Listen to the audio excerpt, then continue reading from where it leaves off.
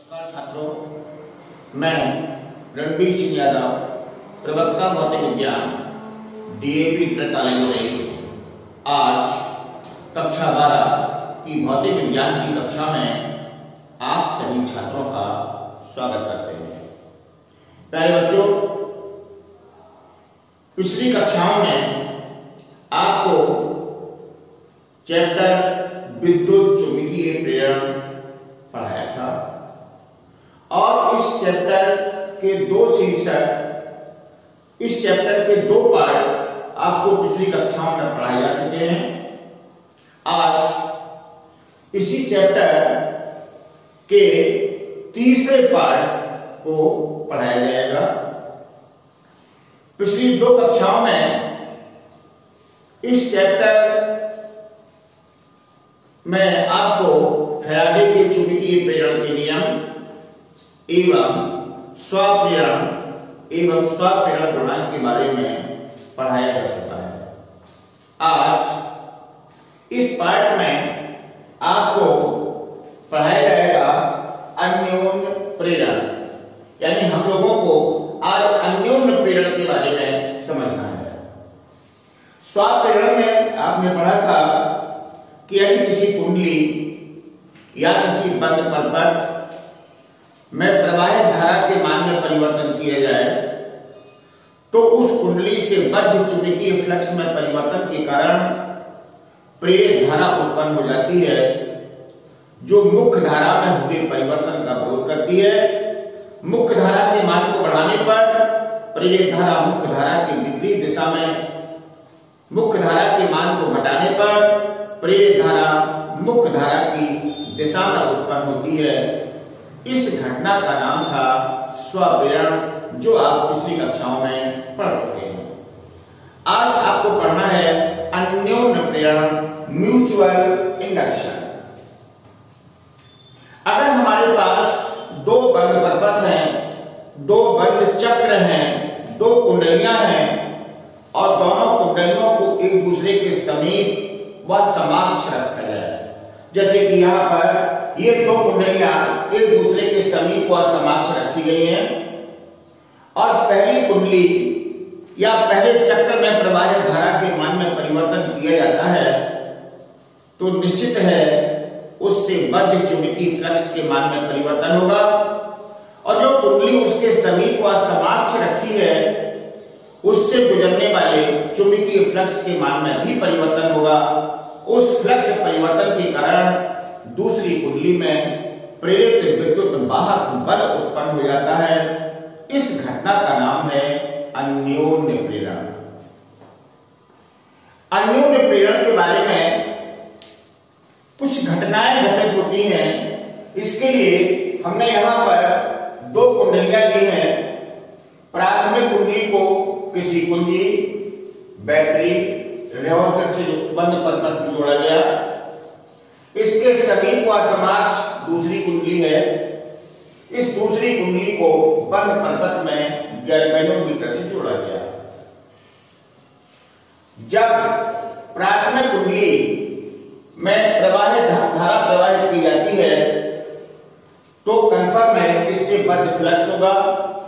Flux के कारण चुंबकीय बल रेखाएं होंगी और ये चुंबकीय बल रेखाएं इसके समीप व समक्ष रखी दूसरी कुंडली से भी गुजरती हैं, तो निश्चित है दूसरी कुंडली में भी एक फ्लक्स उत्पन्न हो जाता है।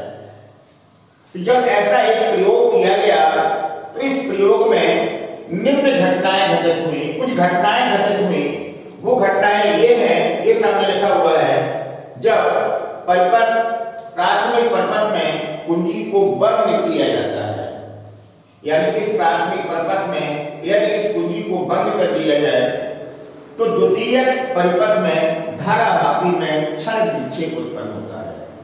इसका अर्थ ये हुआ कि जैसे ही इस कुंजी को हम बंद करते हैं तो बंद करने पर प्राथमिक परपथ में धारा प्रवाहित होती है।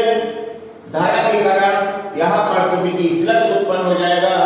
ये चुंबकीय फ्लक्स दूसरी कुंडली से भी गुजरेगा और दूसरी कुंडली में भी फ्लक्स परिवर्तन होगा और इसके कारण इसमें क्षणिक विक्षेप उत्पन्न हो गया। दूसरी घटना इस प्रयोग में ये प्राप्त हुई कि जब प्राथमिक परपथ में अचल धारा बहती है, यानी इस परपथ में धारा में कोई परिवर्तन ना हो, तो धारा मापी में इस गैल्वेनोमीटर में कोई विक्षेप नहीं आता।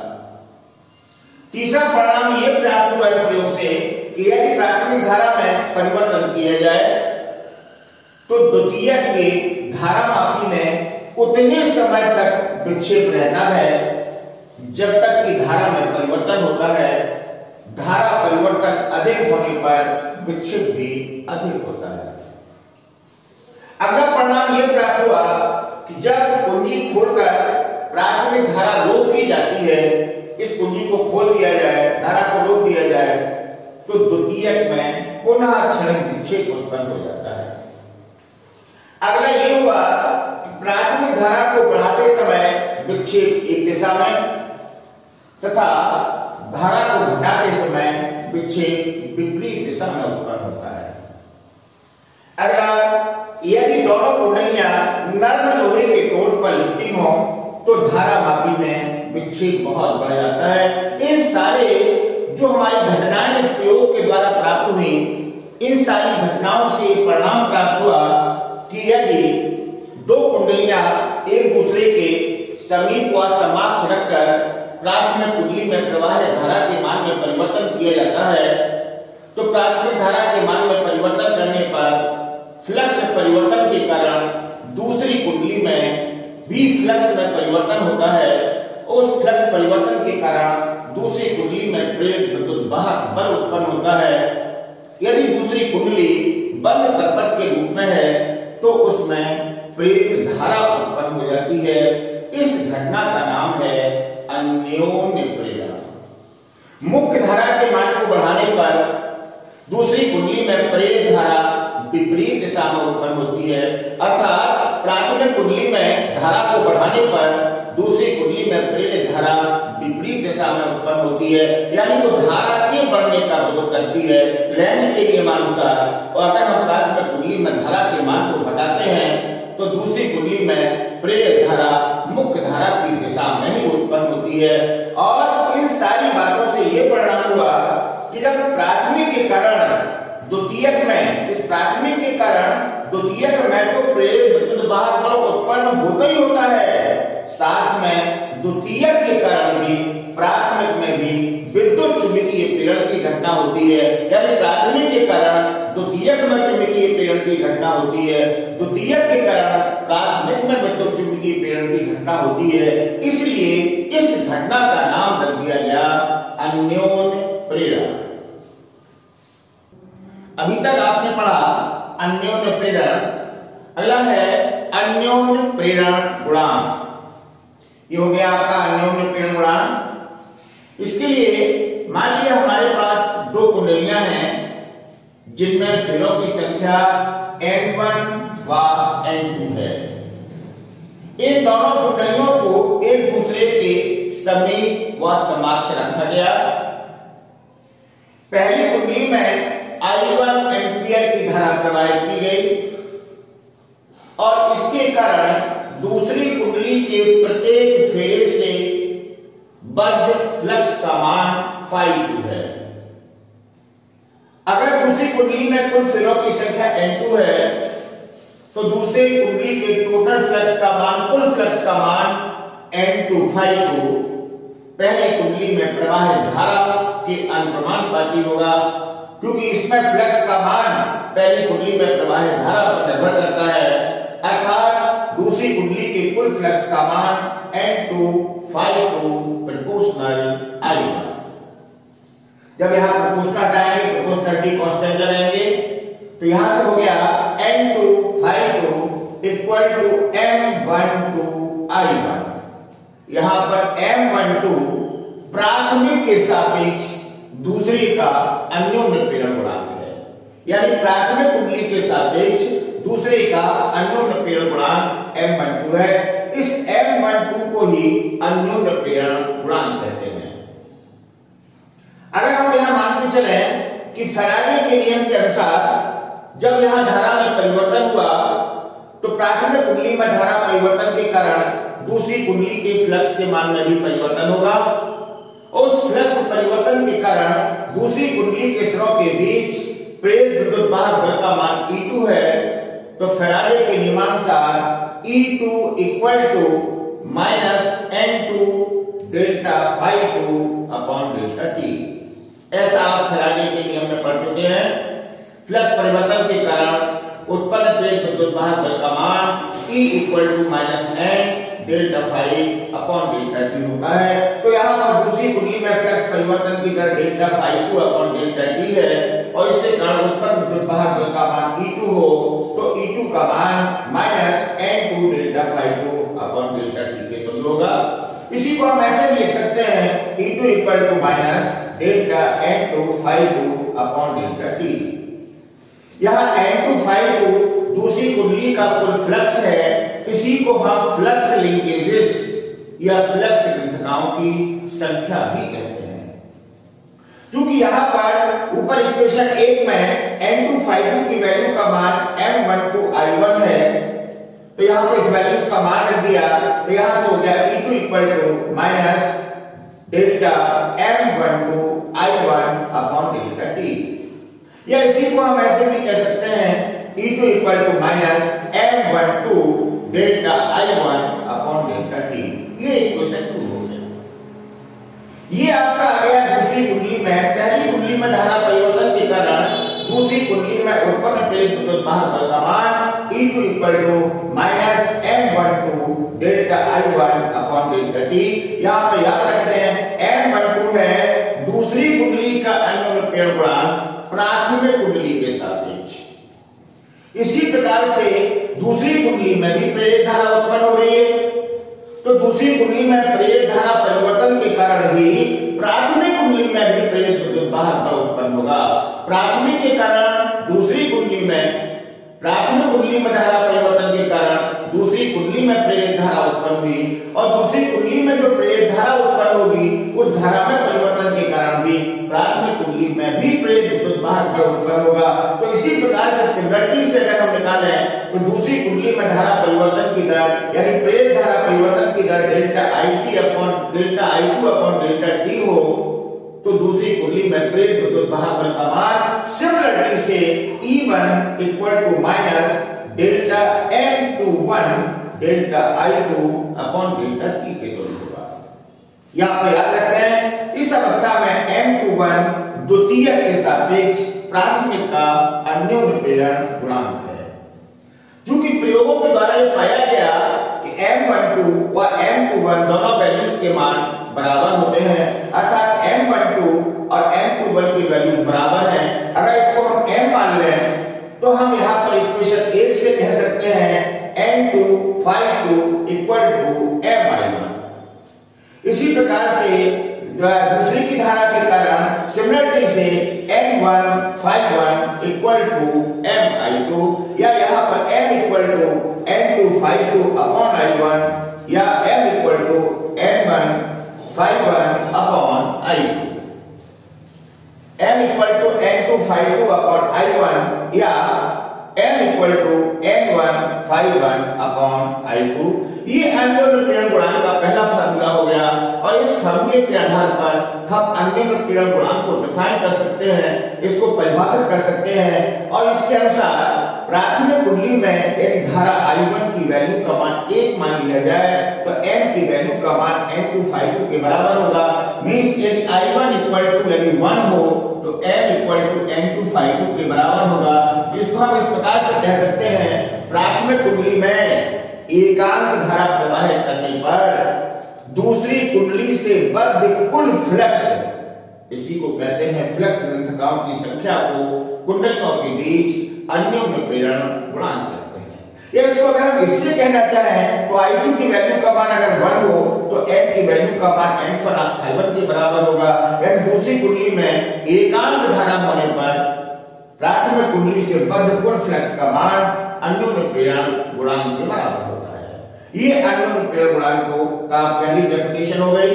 क्योंकि यहाँ पर अभी आपने किया कि E equal to minus M12, E2 equal to minus M12 delta I1 upon delta T के तुल्य होता है।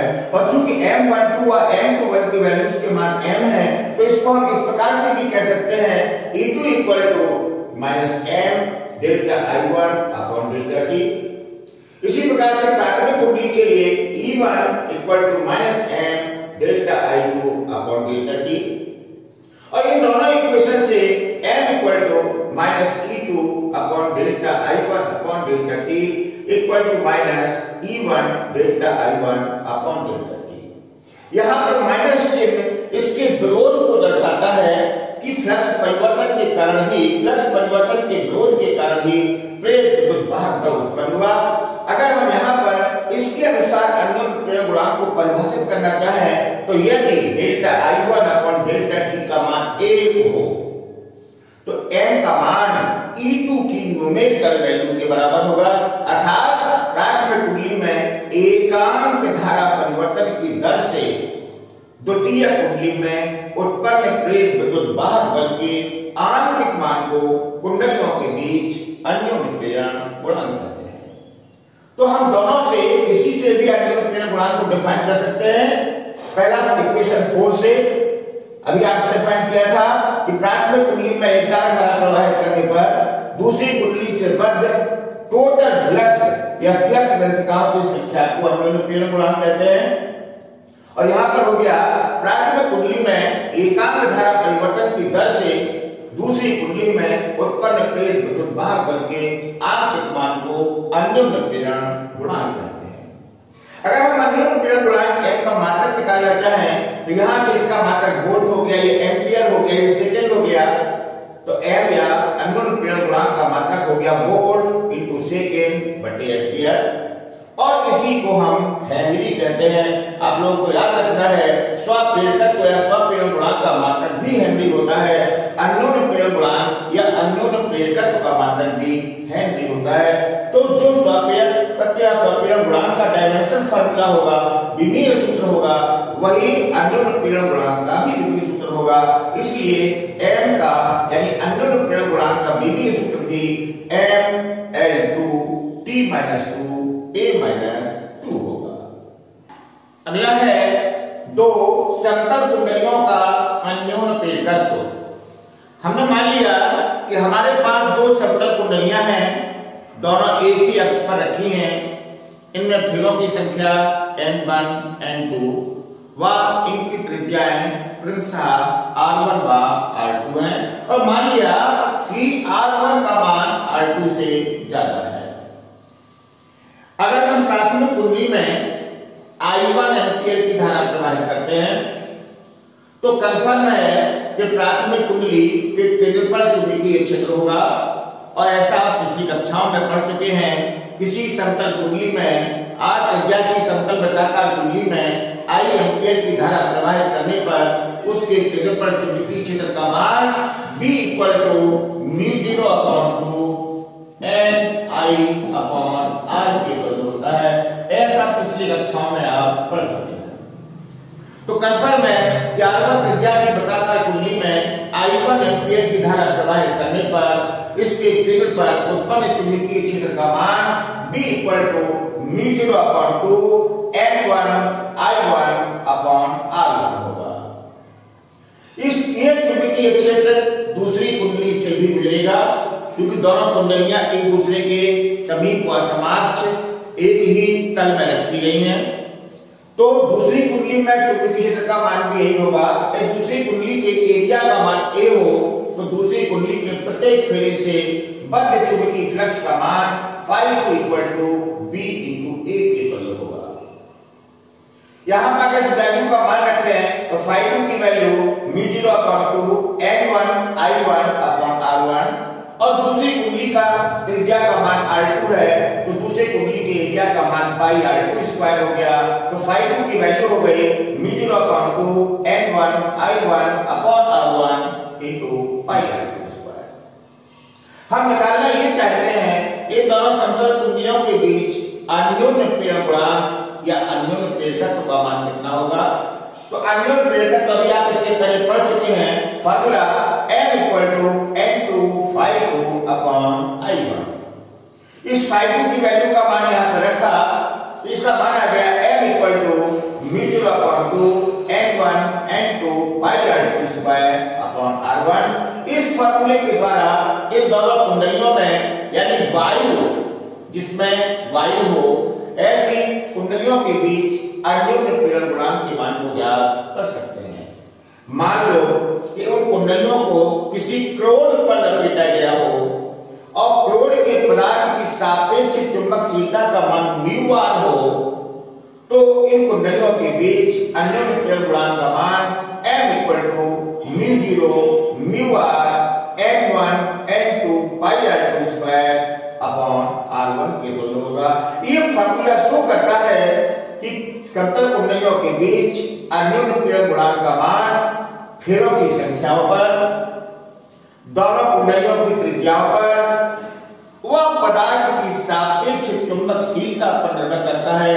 अगर सापेक्ष चुंबकशीलता का मान अधिक है तो अन्योन्य पीड़न गुणांक का मान अधिक होगा, अगर सापेक्ष चुंबकशीलता का मान कम है तो अन्योन्य पीड़न गुणांक का मान भी कम होगा।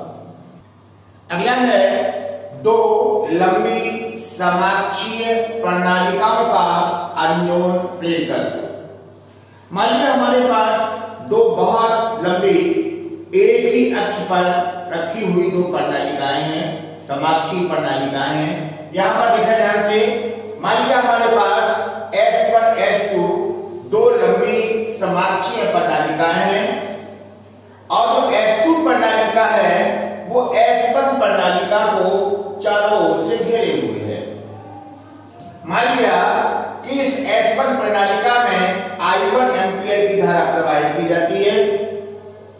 S1 प्रणालिका की प्रति एकांक लंबाई में फेरों की संख्या small n1 equal to capital N1 upon L, इसकी लंबाई को हमने L मान लिया और S1 प्रणालिका में कुल फेरों की संख्या n1 है, तो S1 प्रणालिका की एकांक लंबाई में फेरों की संख्या small n1 equal to capital N1 upon L।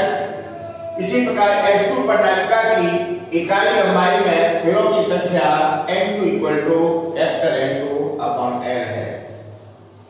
जब S1 प्रणालिका में I1 एम्पीयर की धारा प्रवाहित की जाएगी तो आप इसके पिछली कक्षाओं में पढ़ चुके हैं, किसी प्रणालिका में लंबी प्रणालिका में धारा प्रवाहित करने पर प्रणालिका के अक्ष पर चुंबकीय क्षेत्र का मान B इक्वल टू μ0 Ni के तुल्य होता है। तो S1 प्रणालिका में I1 एम्पीयर की धारा प्रवाहित करने पर कंफर्म है कि इसकी अक्ष पर चुंबकीय क्षेत्र का मान यदि V1 माना जाए तो V1 equal to μ0 N1 I1 के तुल्य होगा। या N1 की वैल्यू N1 अपॉन L है तो V1 की वैल्यू का मान μ0 N1 I1 अपॉन L के बराबर हो गया। क्योंकि दोनों प्रणालिकाएं समाक्षीय हैं, एक ही अक्ष पर रखी गई हैं, तो यही चुंबकीय क्षेत्र S2 प्रणालिका में उत्पन्न हो जाएगा। तो S2 प्रणालिका के प्रत्येक फेरे से बद्ध चुंबकीय फ्लक्स का मान φ2 equal to B1 into A के तुल्य होगा, जहां पर A इसका क्षेत्रफल है।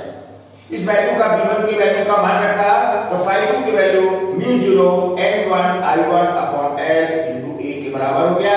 ये आ गया S2 प्रणालिका के प्रत्येक फेरे से बद्ध चुंबकीय फ्लक्स का मान। अभी आप इसी कक्षा में पढ़ चुके हैं कि दो कुंडलियों के बीच अन्योन्य प्रेरकत्व या अन्योन्य प्रेरण गुणांक का मान M12 equal to N2 φ2 upon I1। यहाँ पर M12 है दूसरी कुंडली का पहले कुंडली के सापेक्ष अन्योन्य प्रेरण गुणांक, तो यहाँ पर इसकी वैल्यू का मान M12 equal to N2 φ2 upon I1 होगा। इस φ2 की वैल्यू का मान यहाँ पर रख दिया तो इसका मान हो गया M12 equal to N2 upon I1 μ0 N1 I1 upon L into A, और यहाँ से आ गया M12 equal to μ0 N1 N2 A upon L। ये आ गया दूसरी कुंडली का दूसरी प्रणालिका का पहले के सापेक्ष अन्योन्य प्रेरण गुणांक का मान। इसी प्रकार से अगर इसका उल्टा कर रहे हैं कि यहाँ पर S2 में धारा प्रवाहित की जाए तो M21 का मान यानी दूसरी प्रणालिका का पहले के सापेक्ष अन्योन्य प्रेरण गुणांक का मान सिमिलरिटी से μ0 N1 N2 A upon L के बराबर प्राप्त होता है। अर्थात M12 व M21 यानी दोनों प्रणालिकाओं में अन्योन्य प्रेरण गुणांक के मान बराबर होंगे। तो यहाँ से आ गया दो समकक्ष प्रणालिकाओं के बीच अन्योन्य प्रेरकत्व का मान। इन सारे फॉर्मूलों को देख करके यहाँ पर कुछ बातें प्रमाणित हुई कि अन्योन्य पीड़न गुणांक को प्रभावित करने वाले कारक इस फार्मूला से क्लियर है। नंबर 1, फेरों की संख्या पर निर्भर करता है। अन्योन्य पीड़न गुणांक का मान या अन्योन्य पीड़कत्व का मान नंबर 1 फेरों की संख्या पर निर्भर करता है। फेरों की संख्या बढ़ाएंगे तो अन्योन्य पीड़कत्व का मान भी बढ़ेगा। मींस अन्योन्य पीड़कत्व प्रोपोर्शनल N1 N2। ये हो गया अन्योन्य पीड़कत्व को प्रभावित करने वाला पहला कारक। दूसरा है क्रोड के पदार्थ पर। अगर यहाँ पर हम कोई पतले क्रोड रख दें और उसकी सापेक्ष चुंबकशीलता का मान म्यू(r) हो तो कंफर्म है कि अन्योन्य पीड़न गुणांक का मान भी म्यू(r) गुना बढ़ जाएगा। यानी इसका अर्थ ये हुआ कि अन्योन्य पीड़न गुणांक का मान क्रोड के पदार्थ पर भी निर्भर करता है, उसकी सापेक्ष चुंबकशीलता पर भी निर्भर करता है। तीसरा है दूरी पर। अगर इनके बीच की दूरी बढ़ा दें तो कंफर्म है कि अन्योन्य पीड़न गुणांक का मान घट जाएगा। यहाँ पर युग्मन पर अगर दो कुंडलियों या दो प्रणालिकाओं के स्वप्रेरकत्व के मान L1 L2 हों तो उनके बीच अन्योन्य पीड़न गुणांक M = K √ L1 L2 के तुल्य होता है। यहाँ पर K को कहते हैं युग्मन गुणांक। और अगर यहाँ पर ऐसा मान के चले कि दो कुंडलियों को इस प्रकार प्रेरित किया गया, इस प्रकार निर्मित किया गया कि एक का पूरा चुंबकीय प्रभाव दूसरे में उत्पन्न होता है, 100% उत्पन्न होता है, तो उस अवस्था में युग्मन गुणांक K का मान 1 के बराबर होता है।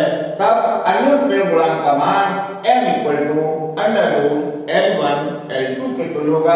तो ये हो गया अन्योन्य पीड़न गुणांक को प्रभावित करने वाले 4 कारक। नंबर 1 फेरों की संख्या पर, नंबर 2 क्रोड के पदार्थ पर, नंबर 3 दूरी पर और नंबर 4 युग्मन पर।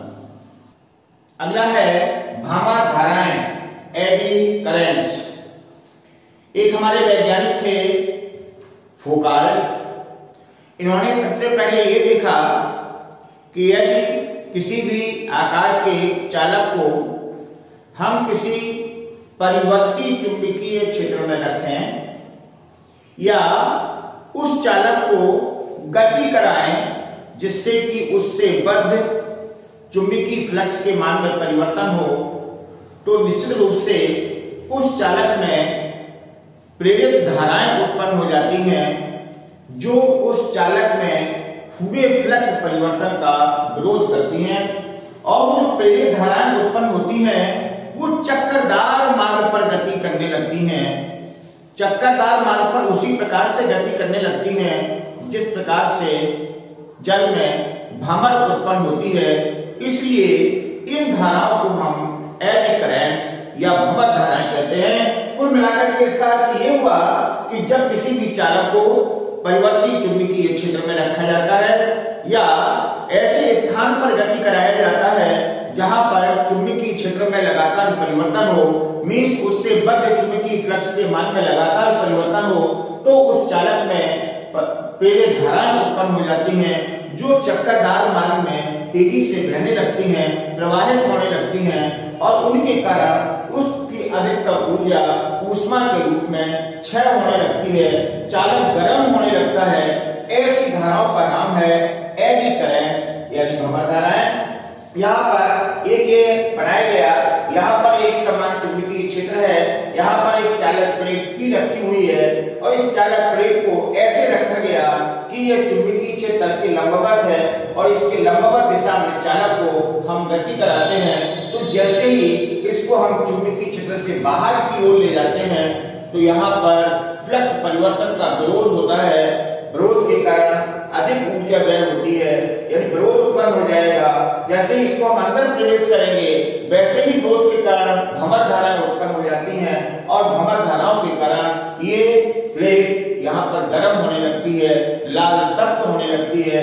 इन भ्रमर धाराओं के कारण अधिकतर ऊर्जा ऊष्मा के रूप में क्षय होने लगती है। इस भ्रमर धाराओं को एक हम प्रयोग द्वारा भी यहाँ पर इस प्रकार समझा सकते हैं कि ये हमारे पास मान लिया एक चुंबक है और इस चुंबक में एक कुंडली को लपेटा गया, इसको यहाँ पर किसी वैद्युत परपथ में बैटरी या सेल से और कुंडली के साथ जोड़ा गया। इसके बीच में एक कोई यहाँ पे प्लेट है जिसको यहाँ पर लटकाया गया, जो स्वतंत्रता पूर्वक गति कर सकती है। अगर यहाँ पर ये कुंडी खुली है, यानी इसमें कोई धारा प्रवाहित नहीं हो रही है, तो यहाँ पर ये चुंबक की भांति कार्य नहीं करेगी, क्योंकि विद्युत धारा प्रवाहित करने पर ये विद्युत चुंबक की भांति कार्य करती है।